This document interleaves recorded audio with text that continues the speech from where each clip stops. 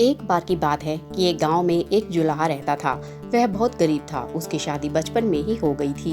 बीवी आने के बाद घर का खर्चा बढ़ना था, यही चिंता उसे खाई जाती। फिर गांव में अकाल भी पड़ा। लोग कंगाल हो गए। जुलाहे की आय एकदम खत्म हो गई। उसके पास शहर जाने के सिवा और कोई चारा न रहा। शहर में उसने कुछ महीने छोटे मोटे काम किए। थोड़ा सा पैसा अंटी में आ गया और गांव से खबर आने पर कि अकाल समाप्त हो गया है, वह गांव की ओर चल पड़ा। रास्ते में उसे एक जगह सड़क किनारे एक ऊँटनी नजर आई। ऊँटनी बीमार नजर आ रही थी और वह गर्भवती थी। उसे ऊँटनी पर दया आ गई। वह उसे अपने साथ अपने घर ले आया। घर में ऊँटनी को ठीक चारा व घास मिलने लगी तो वह पूरी तरह स्वस्थ हो गई और समय आने पर उसने एक स्वस्थ बच्चे को जन्म दिया। बच्चा उसके लिए बहुत भाग्यशाली साबित हुआ। कुछ दिनों बाद ही एक कलाकार गांव के जीवन पर चित्र बनाने उसी गांव में आया।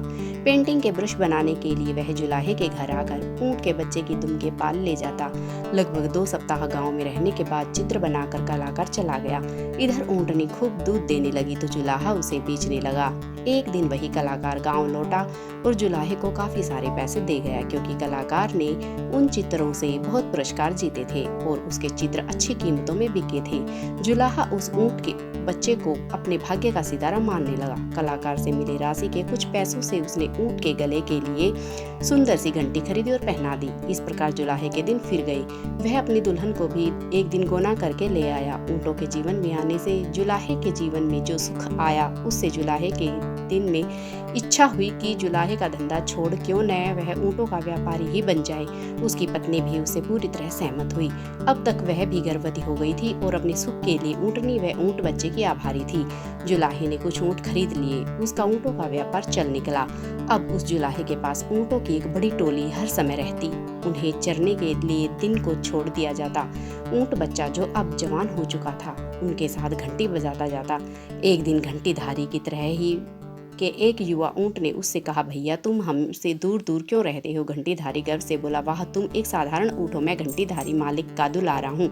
मैं अपने से ऊँचे ऊँटों में शामिल होकर अपना मान नहीं खोना चाहता। उसी क्षेत्र में वन में एक शेर रहता था। शेर एक ऊंचे पत्थर पर चढ़कर ऊँटों को देखता रहता। उसे एक ऊँट और ऊँटों से अलग थलग रहता नजर आया।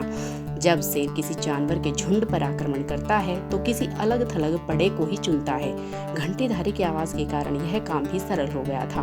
बिना आंखों देखे वह घंटी की आवाज पर घात लगा सकता था। दूसरे दिन जब ऊँटों का दल चरकर लौट रहा था, तब घंटीधारी बाकी ऊँटों से 20 कदम पीछे चल रहा था।